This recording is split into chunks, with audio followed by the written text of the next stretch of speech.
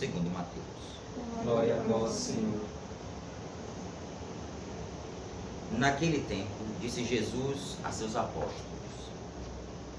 Não tenhas medo dos homens, pois nada há de encoberto que não seja revelado, e nada há de escondido que não seja conhecido.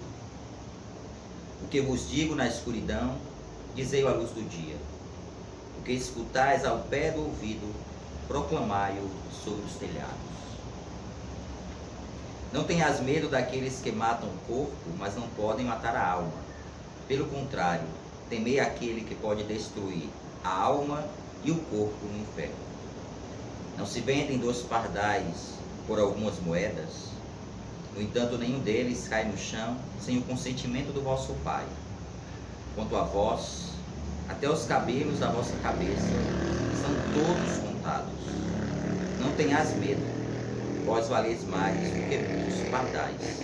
Portanto, todo aquele que se declarar a meu favor diante dos homens, também eu me declararei em favor dele diante do Pai que está nos céus. Aquele, porém, que me negar diante dos homens, também eu negarei diante do meu Pai que está nos céus. Palavra da salvação. Glória a vós, Senhor.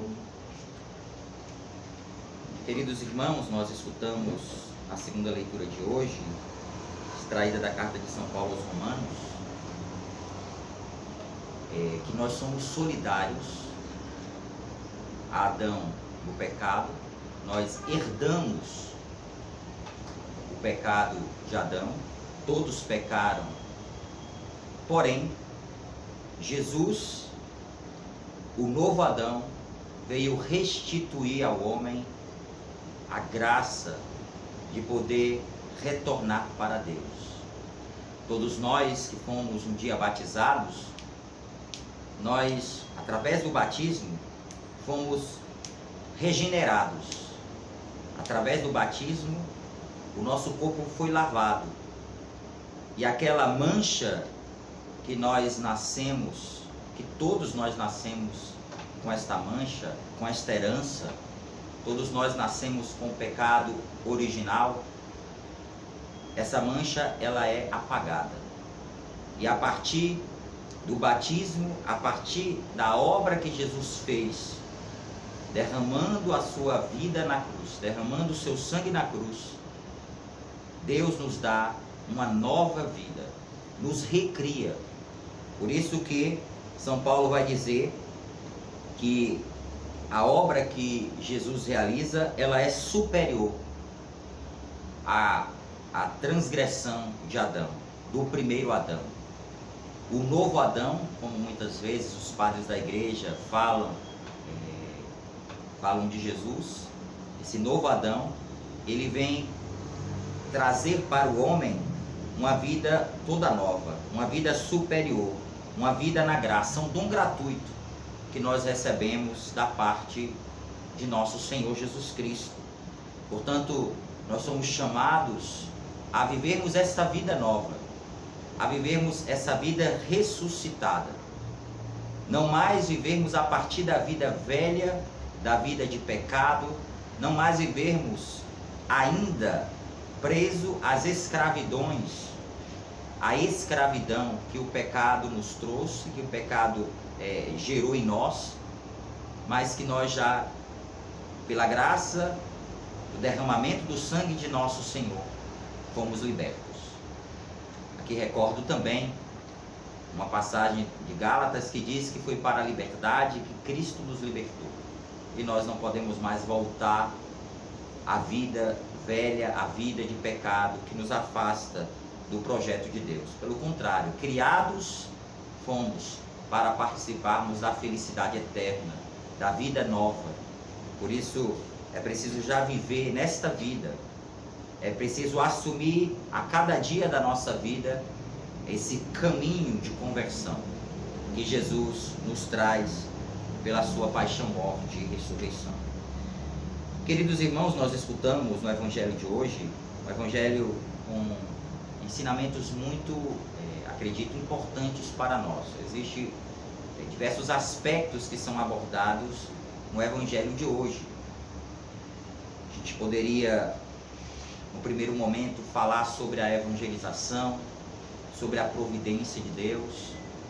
Existem diversos aspectos desse evangelho que nós poderíamos tratar. Aqui a gente vai tentar trazer alguns elementos que acredito que sejam importantes para a nossa reflexão neste tempo.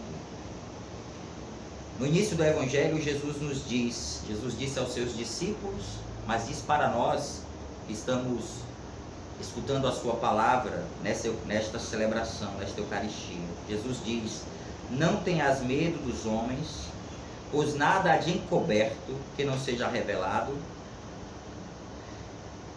e nada há de escondido que não seja conhecido. O que vos digo na escuridão, dizei-o à luz do dia. O que escutais ao pé do ouvido, proclamai sobre os telhados. Aqui um primeiro aspecto importante que eu queria destacar, e vou voltar no final sobre esse mesmo aspecto, que é o aspecto da evangelização. Interessante que Jesus usa uma imagem própria do seu tempo e, claro, também específica para o homem de alguns anos atrás. Jesus aqui fala da evangelização que precisa ser explícita, e Jesus convida os discípulos a evangelizar de modo explícito. Mas a imagem que Jesus traz é a imagem de proclamar sobre os telhados. Para nós, o que poderia significar o evangelho de hoje? Jesus hoje nos convida a justamente fazer o que nós estamos fazendo nesta celebração, a proclamarmos de modo explícito nas redes sociais. Hoje nós temos que assumir as novas frentes de evangelização e as frentes próprias deste tempo. Para nós, neste tempo da pandemia, foi exigido que nós, para continuarmos a nossa missão, continuarmos o nosso papel de igreja, de nos fazermos próximos do povo de Deus, de nós anunciarmos o evangelho, realizarmos as nossas ações de evangelização através das redes sociais. E a nossa missão foi pensando nas diversas formas que essa evangelização poderia acontecer. Acredito que você também, que nos acompanha, também está envolvido, também está com o seu coração inflamado de parresia, e certamente você também assumiu aquilo que é específico na sua vida para evangelizar. Você também assumiu frentes de evangelização, você também não ficou paralisado diante dos desafios próprios deste tempo. Se é verdade que nós não podemos nos reunir presencialmente e vivermos aquilo que é próprio da nossa fé, a nossa fé, ela se expressa muito na dimensão comunitária. A fé da igreja, ela é comunitária, ela é pública. Precisamos publicizar a nossa fé.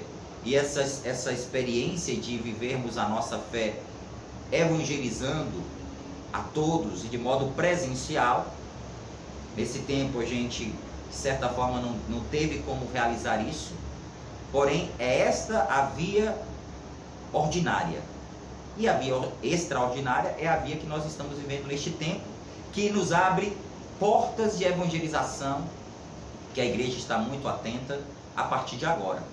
A partir de agora precisamos também realmente usarmos as redes sociais, porque Jesus nos convida a proclamarmos sobre os telhados, a proclamarmos o evangelho, a não reter o evangelho.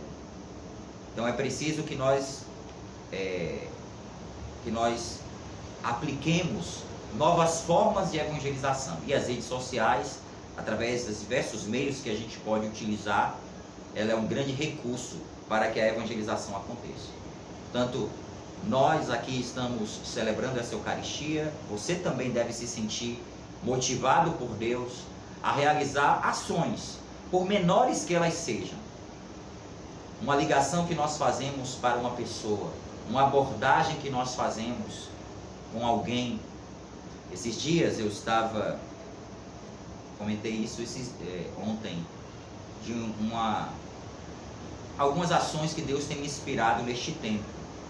E durante essa semana, eu fazendo contato com algumas pessoas, eu conversei com um jovem de El Salvador, uma mulher de Lugano, uma católica de Lugano na Suíça, e uma jovem de Madagascar. E talvez você me pergunte, mas como você conseguiu dialogar com essas pessoas? A linguagem que nós usamos e que nos faz único, o povo de Deus, que nos faz vivermos essa comunhão, que nos faz vivermos como corpo de Cristo, é a caridade. E claro que quando existe caridade, existe disposição de diálogo. E a gente conversou, a gente conseguiu travar um diálogo com essas pessoas. Nós abordamos essas pessoas, nós buscamos evangelizar essas pessoas, falar de Deus, tentar estabelecer um contato com essas pessoas. Então, não existem portas fechadas. E é tão interessante que as redes sociais nos aproximam. Se existe algo que realmente nos aproxima e a gente pode utilizar para a evangelização, são as redes sociais. Através delas nós podemos falar com diversas pessoas. Então, você também pode usar de recursos que favoreçam a evangelização, porque nós não podemos calar. São Paulo nos diz, não podemos calar. Nós não podemos deixar de evangelizar. Precisamos evangelizar oportuna e inoportunamente. A evangelização precisa acontecer. E de modo particular nesse tempo, onde as pessoas passam por grandes desafios interiores. Uma palavra que você proclama, uma palavra que você diz para alguém pode mudar uma vida. Esses dias também eu conversando com uma jovem aqui do Brasil, essa jovem, esse foi, acho que tem mais ou menos uns 4 dias, eu comecei a conversar com essa jovem, evangelizá-la, falar do curso que eu tinha pregado aqui na missão, enviei para ela um material sobre esse curso, a gente começou a conversar e depois que eu evangelizei essa pessoa, um dia depois, ela sofreu um acidente de carro. E ela mandou uma mensagem para mim: padre, eu fui atropelada. E ela começou a conversar comigo e a gente começou a conversar. Eu perguntei se ela estava bem. E ali dei uma certa assistência de diálogo e também me comprometi a rezar por ela, pela sua recuperação. É assim que a gente cria laços, que a gente fomenta a fé no coração das pessoas. Então, é preciso que a gente retire as resistências que existem, as barreiras que existem, que estão muito mais presentes em nós do que nas pessoas. E a gente muitas vezes pode até dizer que a evangelização é difícil, quando na verdade a grande dificuldade da evangelização está em nós mesmos, no nosso respeito humano, na nossa falta de liberdade interior. Por isso que Jesus nos convida não somente a proclamar o Evangelho, mas Jesus nos convida a deixarmos de sermos medrosos. Tão interessante que a parresia nos faz audazes. A parresia nos faz ousados na evangelização. Quando nós não temos parresia, quando nós não temos essa graça de sermos pelo Espírito impulsionados à evangelização, nós muitas vezes vamos nos colocar como aqueles que são medrosos. E o que Jesus diz na continuação do Evangelho de hoje: não tenhas medo daqueles que matam o corpo, mas não podem matar a alma. Pelo contrário, temei aquele que pode destruir a alma e o corpo no inferno. Nós não podemos temer a Deus, porque Deus nos criou não para o inferno, nos criou para o céu. Mas aqui está uma indicação muito importante para a reflexão de hoje. O que nós escutamos na oração coleta de hoje? Talvez passou despercebido essa oração a oração do dia, a oração que o sacerdote faz no início da celebração. Eu elevei aos céus esta oração em nome da igreja. Dai-nos por toda a vida a graça de vos amar e temer, pois nunca cessais de conduzir os que firmais no vosso amor. Dai-nos por toda a vida a graça de vos amar e temer. Então, o temor que nós devemos ter para com Deus não é o temor da condenação, porque Deus não nos criou para a condenação. Deus nos criou por amor e para o amor, para vivermos aqui a experiência do amor, experimentarmos o seu amor, vivermos este amor nas nossas relações e na eternidade vivermos essa plenitude de amor. Foi para isso que nós fomos criados. Nós devemos ter a atenção, porque muitas vezes a gente como que perdeu, nós perdemos o temor a Deus. E o que significa o temor? O temor, inclusive, é um dom que nós recebemos, um dom do Espírito que nós recebemos na nossa crisma. O bispo, quando reza pelo derramamento do Espírito Santo, reza pelos 7 dons, que sejam derramados 7 dons do Espírito, e um dos dons é o temor de Deus. E o temor de Deus é o respeito para com Deus. Talvez a gente possa perder o respeito para com Deus. E o respeito para com Deus significa que a nossa vida vai sendo a cada dia vivida a partir do reconhecimento da autoridade de Deus sobre nós. O reconhecimento na nossa vida prevalecendo esta vontade, a vontade de Deus sobre a nossa vontade. O temor de Deus significa isso. E o que pode muitas vezes acontecer é nós termos medo dos homens, mas não temermos mais a Deus. Medo da violência urbana, e claro que a gente tem que ter todo o cuidado, né, nos dias atuais, no contexto da pandemia, nas realidades que existem na nossa cidade, que realmente a nossa cidade, as nossas cidades, a gente vê um índice altíssimo de violência, ou seja, de um sinal na nossa sociedade de que o homem perdeu o temor de Deus, perdeu o respeito para com o Criador e para com o criado, com as criaturas. Mas aqui o que quero dizer é que muitas vezes nós tememos a morte física, mas nos esquecemos que o Criador tem a nossa vida nas suas mãos. E nos esquecemos que essa vida que Deus tem nas suas mãos, ela existe para a eternidade. Por isso nós precisamos colocar a nossa vida a serviço de Deus. Ele ser o nosso Senhor. Permitir que Ele realmente estabeleça o seu senhorio sobre nós.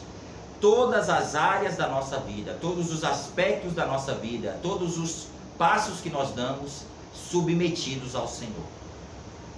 Então, devemos pedir essa graça ao Senhor. Assim estaremos temendo a Deus, temendo e reconhecendo a sua autoridade sobre a nossa vida. Também no Evangelho de hoje existe uma parte dedicada à providência de Deus. E essa parte dedicada à providência de Deus nos faz compreender que tudo que existe na nossa vida é ação da providência de Deus. Deus nos assiste em todas as nossas necessidades. Deus é o provedor de todas as coisas da nossa vida. E nós precisamos recorrer mais a Deus. Pedir a sua graça, pedir o seu socorro, o seu auxílio. Muitas vezes, até quando nós temos ali o alimento, nós temos o trabalho, a profissão, nós temos os meios, às vezes a gente se esquece que tudo isso que existe na nossa vida tem como provedor o próprio Deus. Pensemos que todos os dons que nós possuímos, que todos os dons que você possui, a inteligência que você possui, a vontade, as faculdades que você tem, tudo isso que Deus te deu, Ele te deu justamente para esta finalidade, para que você pudesse construir, fazer coisas boas, servir aos outros, para o bem que Deus te deu, todas as graças. Portanto, não pense que o que você tem são coisas suas simplesmente, mas são graças que você recebeu do próprio Deus. Então, tudo nos vem de Deus. A passagem mostra, o Evangelho de hoje, que Deus assiste até mesmo os pardais. Não falta o alimento para os pardais. Se os pardais, se os animais, eles recebem aquilo que eles têm como necessidade de Deus, Deus os assiste nas suas necessidades. Nós que somos o ápice da criação, nós que fomos criados para Deus, será que Deus não teria um olhar diferenciado sobre nós, suas criaturas especiais, principais? Deus tem um olhar para conosco. Então Deus providencia tudo aquilo que nós temos de necessidade, todas as nossas necessidades. E no final do Evangelho de hoje, nós vamos escutar Jesus dizer aos seus discípulos: portanto, todo aquele que se declarar a meu favor diante dos homens, também eu me declararei em favor dele diante do meu Pai que está nos céus.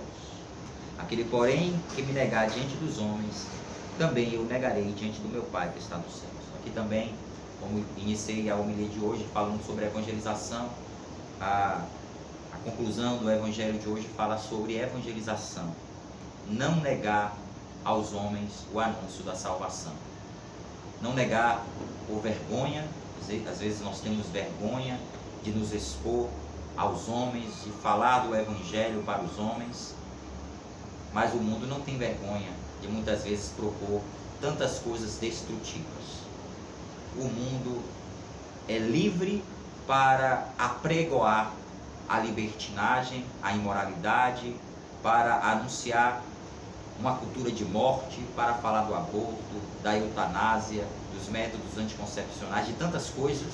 O mundo age na maior liberdade, não tem receio algum de falar sobre essas coisas. E nós muitas vezes temos muito medo de falar do Evangelho. O medo de falar do Evangelho, ele pode denotar duas coisas: ou a sua falta de confiança na graça de Deus, que Deus vai te dar a graça de poder falar como Ele mesmo nos disse, porque foi Deus mesmo que nos disse que quando estivéssemos nos tribunais, o Espírito Santo nos daria as palavras acertadas.